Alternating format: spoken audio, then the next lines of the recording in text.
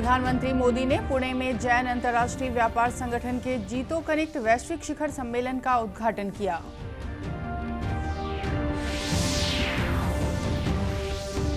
मुख्यमंत्री भूपेश बघेल ने बलरामपुर जिले की नेत्रहीन बालिकाओं के इलाज का बीड़ा उठाया, कहा पूरा खर्च उठाएगी राज्य सरकार।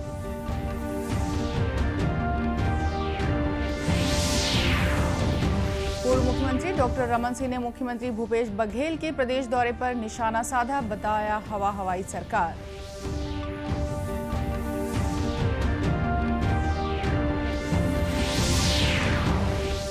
और कांकेर के एक लॉज से एक ही परिवार के 4 लोगों का शव बरामद हुआ। रायपुर निवासी थे पति पत्नी और 2 बच्चे।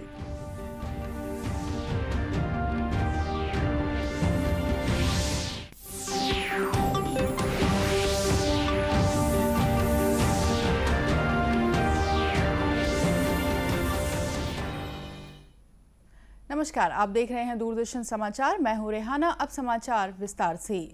प्रधानमंत्री नरेंद्र मोदी ने कहा है कि दुनिया भारत को बड़ी उम्मीद और विश्वास के साथ देख रही है, चाहे वैश्विक शांति, खुशहाली या वैश्विक चुनौतियों से समाधान खोजने के तरीके हों। प्रधानमंत्री ने वीडियो कॉन्फ्रेंस के माध्यम से पुणे में जैन अंतर्राष्ट्रीय व्यापार संगठन द्वारा आयोजित जीतो कनेक्ट वैश्विक शिखर सम्मेलन के उद्घाटन समारोह को संबोधित करते हुए यह बात कही। प्रधानमंत्री ने कहा कि भारत का संकल्प बिल्कुल स्पष्ट है।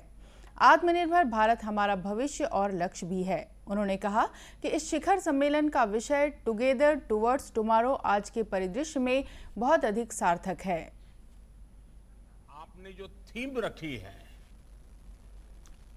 यह थीम भी अपने आप में बहुत उपयुक्त है। Together towards tomorrow.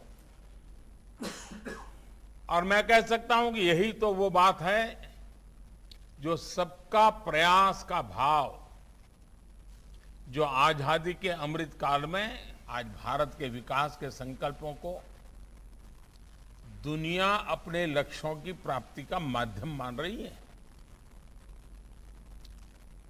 Global piece हो, ग्लोबल प्रॉस्पेरिटी हो, ग्लोबल चैलेंजेस से जुड़े सॉल्यूशंस के रास्ते हो, या फिर ग्लोबल सप्लाई चेन का सशक्तिकरण हो, दुनिया अब भारत की तरफ देखने लगी है और बड़े भरोसे के साथ देख रही है। साथियों, दुनिया में राजनीति से जुड़े हुए लोग हो, नीति निर्माण से जुड़े लोग हो, या फिर आप जैसे जागरूक समाज के नागरिक या बिजनेस कम्युनिटी के लोग हो, areas of expertise, areas of concern, चाहे जो भी हो, विचारों में चाहे जितनी भी भिन्नता हो, लेकिन नए भारत का उदय सभी को जोड़ता है। श्री मोदी ने जैन समुदाय के युवाओं और जीतो कनेक्ट की सराहना की और उनसे लोकल के लिए वोकल की नीति अपनाने का आह्वान किया। उन्होंने कहा कि यह स्थानीय निर्माताओं और कुशल कामगारों पर विश्वास दिखाने तथा उन्हें हमारे दैनिक जीवन की जरूरतों के उत्पादों के निर्माण के लिए सशक्त बनाने का सही मंच है। मुख्यमंत्री भूपेश बघेल ने बलरामपुर जिले की नेत्रहीन बालिकाओं चंदा और रिया के इलाज का बीड़ा उठाया है। मुख्यमंत्री ने आज रामानुजगंज में प्रेस कॉन्फ्रेंस में कहा कि दोनों बच्चियों का इलाज देश के जिस अस्पताल में भी होगा, राज्य शासन उनका पूरा खर्च वहन करेगी। दिल्ली या चेन्नई जहां जरूरत होगी भेजेंगे। अस्पताल के स्टाफ के साथ बच्चियों और मां को भेजा जाएगा। इस बच्चे के जो भी खर्च आएगा राज्य सरकार, वैसे तो डॉक्टर भूपेश बघेल स्वास्थ्य योजना के तहत 5 लाख तक का इलाज किया जाता है और विशेष परिस्थिति में मुख्यमंत्री विशेष स्वास्थ्य सहायता योजना है, उसके तहत 20 लाख तक के इलाज किया जाता है। और ये उनकी विशेष प्रकरण है और इसलिए इसमें जितना भी खर्च आए राज्य सरकार उसको वहन करके पूरी इलाज करवाएंगे और जो भी खर्च आएगा उसे राज्य सरकार उठाएगी। मुख्यमंत्री भेंट मुलाकात कार्यक्रम के तहत विधानसभा क्षेत्रों के दौरे पर है। कल बलरामपुर के आरागाही गांव के ऐसे ही कार्यक्रम में दोनों बालिकाओं को लेकर उसकी मां अनिति देवी पहुंची थी। उन्होंने मुख्यमंत्री से मदद मांगी। श्री बघेल ने आज रघुनाथ नगर में स्वामी आत्मानंद अंग्रेजी माध्यम स्कूलों में शिक्षा प्राप्त कर रहे बच्चों से आत्मीय मुलाकात की और उनका उत्साहवर्धन किया। स्कूल की छात्राओं ने मुख्यमंत्री को राजगीत अरपा पैरी के धार गाकर सुनाया।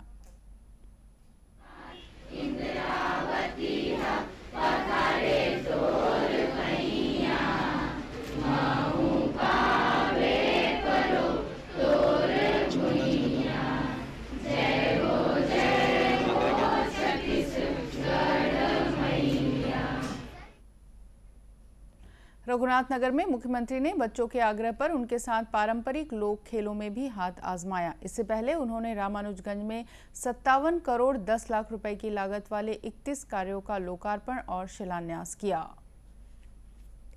पूर्व मुख्यमंत्री डॉक्टर रमन सिंह ने मुख्यमंत्री भूपेश बघेल के प्रदेश दौरे पर निशाना साधा है। डॉक्टर सिंह ने कहा कि हेलीकॉप्टर में बैठी सरकार की सोच भी हवा हवाई है। मुख्यमंत्री ने कल 10वीं और 12वीं के टॉपर बच्चों को हेलीकॉप्टर में घुमाने का वादा किया। बच्चों को 10 मिनट हेलीकॉप्टर में बैठाने से उनके जीवन में कोई बड़ा परिवर्तन नहीं आएगा। इसकी जगह उनके आगे की पढ़ाई की बेहतर व्यवस्था की जानी चाहिए थी। अरे भाई, उन बच्चों के लिए जो आगे की पढ़ाई के लिए गरीब बच्चे हमारे होते हैं, उनके लिए आर्थिक सहायता और उनके निःशुल्क शिक्षा की बात यदि कर देते तो हेलीकॉप्टर में घुमाने से ज़्यादा बेहतर होता कि मेरिटोरियस बच्चे को हम निःशुल्क शिक्षा देंगे, कोचिंग की व्यवस्था करेंगे और उसके पूरी फीस की व्यवस्था करेंगे। हेलीकॉप्टर में 10 मिनट बैठा देने से कोई फर्क नहीं पड़ता, उनके जीवन में कोई परिवर्तन नहीं आता। यदि आर्थिक रूप से मदद की बात होती तो निश्चित रूप से इस योजना का लाभ उनको मिल पाता।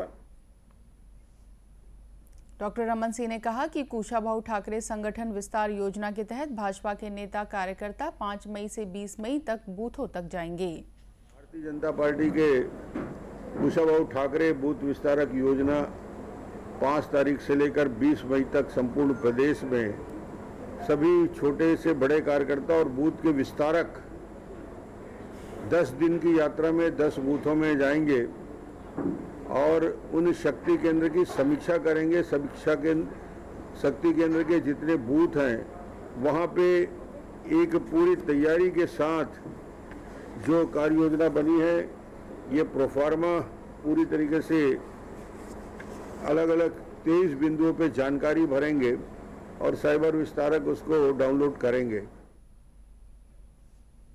पूर्व मुख्यमंत्री ने कहा कि हम सरकार के कामकाज पर नजर रखे हुए हैं, सरकार के एक एक काम का हिसाब आएगा। छत्तीसगढ़ में कोरोना संक्रमण की रफ्तार एक बार फिर न्यूनतम स्तर पर पहुंच गई है। प्रदेश में कल 4092 नमूनों की जांच के बाद केवल 2 व्यक्तियों में कोरोना संक्रमण की पुष्टि हुई है। दोनों नए मरीज रायपुर और जशपुर जिले में पाए गए हैं। प्रदेश के शेष 26 जिलों में कोरोना का कोई नया मामला सामने नहीं आया है।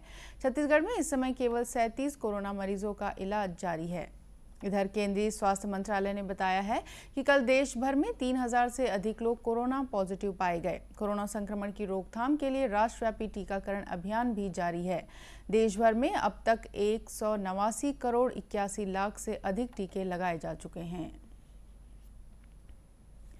कांकेर के एक लॉज से एक ही परिवार के 4 लोगों का शव बरामद हुआ है। मृतकों की पहचान रायपुर निवासी जितेंद्र देवांगन, उनकी पत्नी सविता और उनके 2 बच्चों गुनगुन और टुकटुक के तौर पर की गई है। कांकेर पुलिस अधीक्षक शलभ सिन्हा ने बताया कि रायपुर के जितेंद्र देवांगन ने बुधवार को ही यहां बस्तर लॉज में एक कमरा बुक कराया था। उसके साथ पत्नी और बच्चे भी थे।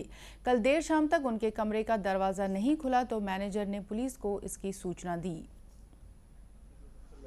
यहाँ पे सूचना मिली कि 9 नंबर कमरे पे एक परिवार आकर के रुका हुआ था कल से, और आज सुबह से ही जब कमरा खोलने का प्रयास कराया जा रहा है, खटखटाया जा रहा है तो जवाब नहीं दे रहे। सूचना मिलने पर अभी शाम में जब सूचना मिली तो पुलिस मौके पर पहुंची और कमरे का ताला तोड़ करके, कमरे को दरवाज़ा तोड़ करके अंदर प्रवेश किए तो उसमें जो हस्बैंड वाइफ हैं वो फांसी के फंदे पे झूलते हुए नजर आए, और जो बच्चे हैं उनके झाग निकला। ऐसा संभवतः लग रहा है कि उनको जहर दिया गया है। तो प्रथम दृष्टया ये मामला लग रहा है कि पारिवारिक कुछ कारण से या कोई पर्सनल कारण से शायद इन लोगों ने आत्महत्या की होगी, लेकिन हम सारे पहलुओं पे जांच कर रहे हैं। पुलिस के मुताबिक पति पत्नी ने फांसी लगाकर खुदकुशी करने से पहले बच्चों को जहर देकर मारा होगा। बच्चों के मुंह व नाक से झाग निकल रहा था। फॉरेंसिक की टीम को मौके पर बुलाया गया है। वह हर एंगल से जांच की जा रही है। मौके से फिलहाल कोई सुसाइड नोट नहीं मिला है।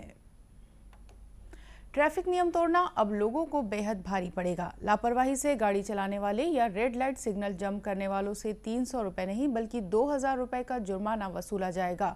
यह कार्रवाई मोटर व्हीकल एक्ट के तहत होनी है। ट्रैफिक अफसरों का कहना है कि सभी चौक चौराहों पर ट्रैफिक सिग्नल लगातार काम कर रहे हैं। इसके बावजूद लोग रेड लाइट सिग्नल की अनदेखी कर आगे बढ़ जाते हैं। इससे हादसों की संभावना भी बढ़ जाती है।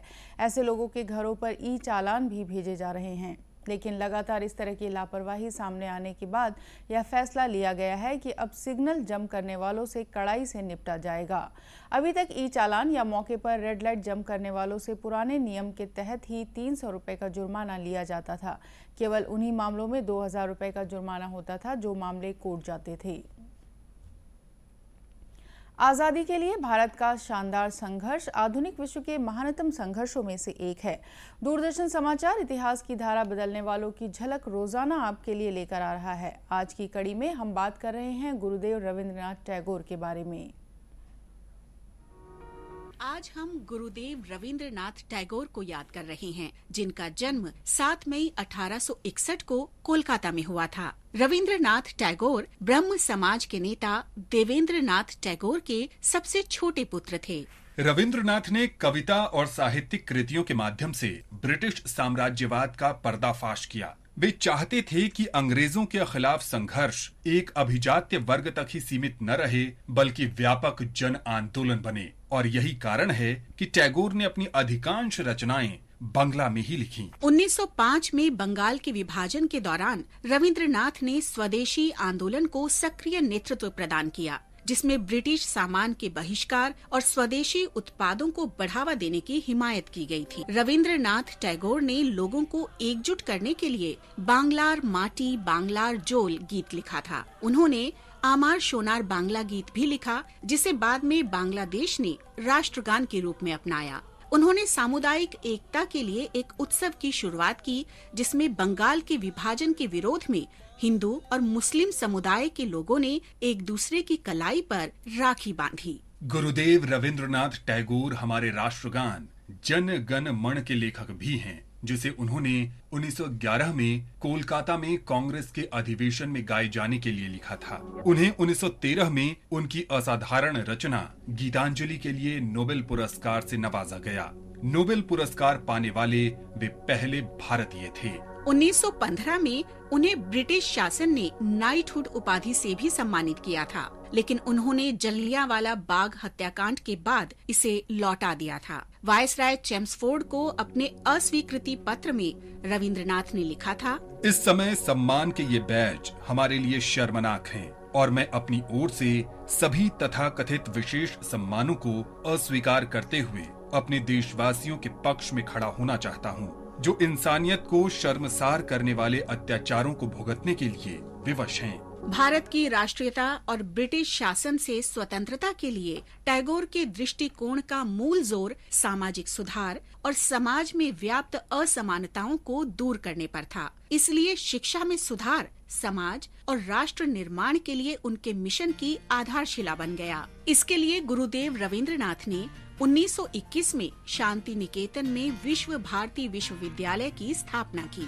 गुरुदेव रविंद्रनाथ ने 7 अगस्त 1941 को कोलकाता में अंतिम सांस ली और स्वतंत्रता सेनानी रविंद्रनाथ टैगोर को श्रद्धांजलि अर्पित करता है।